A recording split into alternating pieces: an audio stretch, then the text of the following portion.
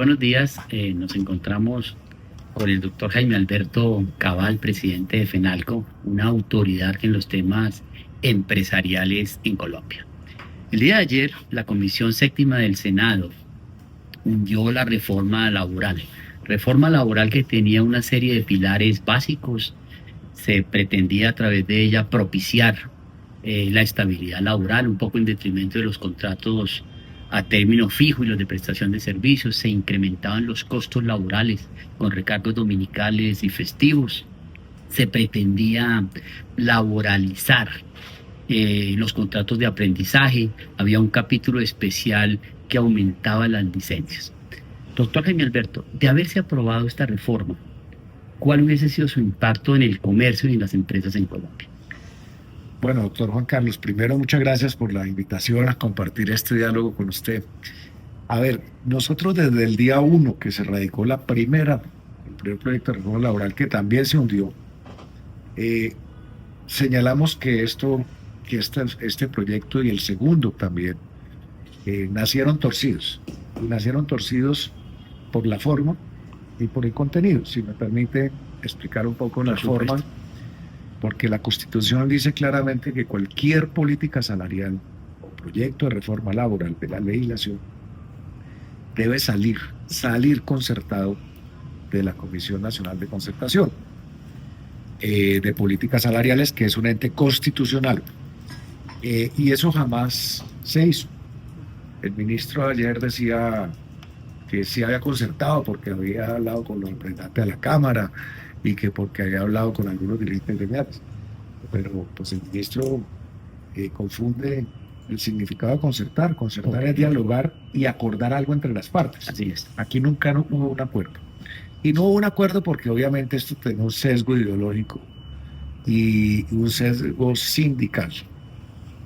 Porque, como muy bien lo reconoció la ministra en su momento, esta reforma no está orientada a crear empleo, ni mucho menos a combatir la informalidad, sino a mejorar las condiciones salariales de los trabajadores. Entonces ya con ese principio, cualquier reforma laboral que se presenta en cualquier país del mundo, su primer objetivo es generar empleo. Por el contrario, lo iba a destruir. Y ahí nos vamos a meter con su pregunta. ¿Qué iba a pasar? Los cálculos que hicimos con Fedesarrollo de los costos laborales iban desde el 12% hasta el 30% dependiendo del tamaño de la empresa. Entre más trabajadores o más jornada nocturna tuviera o dominical y festivo, pues más se afectaba. Entonces, aquí lo que iba a suceder es que, teniendo en cuenta que el 98% de las empresas de Colombia son micro, pequeñas y medianas empresas, y que si le quitamos las medianas son 95%, pues que obviamente estas empresas no iban a poder aguantar esa carga laboral tan fuerte que se les apareció de un momento a otro, por lo cual iban a reducir sus plantas de personal. Nosotros hicimos una encuesta y muchos decían que iban a buscar procesos de automatización, que iban a dejar de contratar personas extras durante los fines de semana y las temporadas. Entonces, esto es lo que conducía a perder el empleo y adicionalmente como lo dijo el Banco de la República, cerca de 450.000 empleos en los 2 primeros años. Pero adicionalmente, las empresas más afectadas son esas de ese tamaño. Mire que los sectores más afectados, como lo dijimos, era el clúster del comercio y las empresas de seguridad privada. El clúster del comercio, según lo define el DAN, está formado por los establecimientos de comercio, de alojamiento, de restaurantes, igualmente de transporte, de logística. Entonces aquí se iban a perjudicar las panaderías de barrio, las tiendas de barrio, las cafeterías de barrio, los comercios de barrio, la ferretería, las papelerías, las peluquerías, y todo eso dentro de una clase media, digamos, y baja, que vive de hacer empresa y que genera 3, 4, 5 trabajadores. Al no soportar esa carga, pues obviamente iba a haber las consecuencias de empleo grandes. Claro, pero el gobierno no se queda tranquilo con esta situación. Desde el siglo XVIII, un hombre como Montesquieu desarrolla una tesis acerca de la separación de poderes, sistemas de frenos y contrapesos y un tema clave, la colaboración armónica entre las ramas del poder público. El que el gobierno esté incitando y propiciando una consulta popular para desde esa vocación intentar traer o proteger derechos laborales no es un golpe duro a lo que es esa colaboración armónica, esa independencia de los poderes públicos. Claro, es que el presidente Petro ha violado esa condición una y mil veces en su gobierno. Aquí lo que está haciendo es desconocer no solamente la separación de poderes, sino la representación que tiene el Congreso sobre el pueblo. Claro, Hemos elegido democráticamente por el pueblo. Pero mire, usted habló, doctor Juan Carlos, de la consulta, pero antes ellos van a tratar de sacar por decreto así es. una serie de temas del proyecto Undina. Ya lo dijo ayer el ministro. Que lo que yo le dije al ministro es, y si se podía sacar por decreto, ¿por qué se dieron la pela de hacer proyectos de reforma laboral? O sea, que eso es inconstitucional. Segundo, van a apelar a la plenaria del Senado a la decisión de la Comisión Séptima. Tercero, si todo eso no les funciona, la consulta popular. Entonces no puede ser que para un presidente el Congreso es bueno cuando le aprueba sus reformas, como la reforma tributaria, la reforma a la salud, que en la plenaria de la Cámara salieron a tomarse fotos y a celebrar y a abrazarse. Ahí sí sirve el Congreso, pero cuando los resultados son adversos, ahí sí son los tiranos, satanizan son los dictadores, le hacen bloqueos institucionales. Es un irrespeto a la institucionalidad del país y a la separación de poderes. Yo quisiera conocer, para finalizar, sus apreciaciones frente a dos puntos muy particulares. El gobierno de Trump no llega aún a su día número 100 como gobernante y está cumpliendo de una manera extrema, digamos, lo que fueron sus promesas de campaña, en ese orden de ideas, a través de un manejo arancelario y lo que tiene que ver con el tema de una política fuerte en contra de la inmigración ilegal, digamos, se está afectando, digamos, el comercio internacional, pero fundamentalmente aplicado a nuestro país. Hay una oportunidad en lo que tiene que ver con estos manejos arancelarios entre Estados Unidos, China, Canadá y México, o por el contrario es una amenaza para Colombia. ¿Es una oportunidad o es una amenaza? Digamos que hay afectaciones, pero hay oportunidades. Yo me voy a centrar un poco en las oportunidades.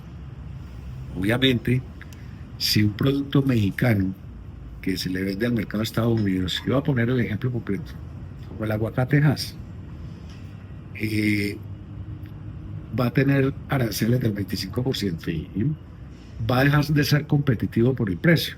Así y ahí se abre una oportunidad para los productores de aguacate de otros países, entre ellos Colombia, para suplir ese vacío que va a dejar las exportaciones de México. Lo que pasa es que no sabemos, y claro, todo esto lo que uno diría es, todo el mundo a sembrar aguacate Hass, pero lo que no sabemos es qué tan estables son esas medidas. Pues todos conocemos de la forma como gobierna emocionalmente, o sea, yo digo que si por aquí llueve, por allá no escampa, obviamente en orillas distintas. Sabemos cómo gobierna Trump un poco con temas emocionales. El día de mañana puede romper ese arancel, regresar a las condiciones y la gente que se embaló aquí puede salir perjudicada porque pues obviamente perdió el mercado.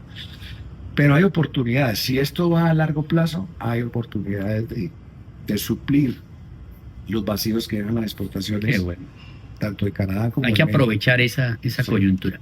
Y finalmente, doctor Cabal, digamos que también un poco de la mano de decisiones del presidente Trump, él es amigo de que a las empresas se les disminuyan sus impuestos. Y esa es una vía, digamos, para hacer crecer una economía.